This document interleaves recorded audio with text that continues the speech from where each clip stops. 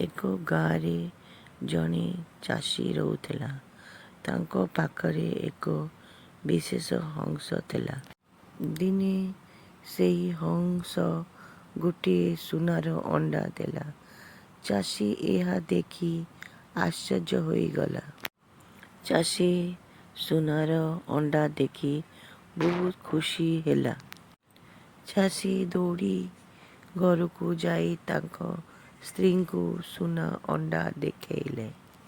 ପ୍ରତିଦିନ ହଂସଟି ଗୋଟିଏ କରି ସୁନା ଅଣ୍ଡା ଦେଉଥିଲା। ଚାଷୀ ଓ ତାଙ୍କ ପରିବାର ଧନୀ ହୋଇଗଲା।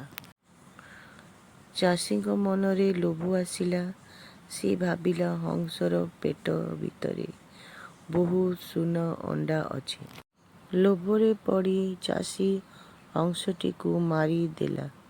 କିନ୍ତୁ ହଂସର ପେଟ ଭିତରେ କୌଣସି ସୁନା ନଥିଲା। ଚାଷୀ ବହୁତ ଦୁଃଖିତ ହେଲା। ଏବେ ହଂସ ମଧ୍ୟ ନାହିଁ, ସୁନା ଅଣ୍ଡା ମଧ୍ୟ ନାହିଁ। ସବୁ କିଛି ହରାଇଦେଲେ।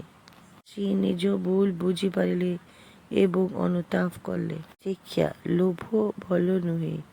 ଅଧିକ ଲୋଭ କଲେ ଶେଷରେ କ୍ଷତି ହୁଏ। ଏତିକି। ଯଦି ଗପଟି ଭଲ ଲାଗେ ଲାଇକ୍, ସେୟାର, ସବସ୍କ୍ରାଇବ୍ କରିବେ।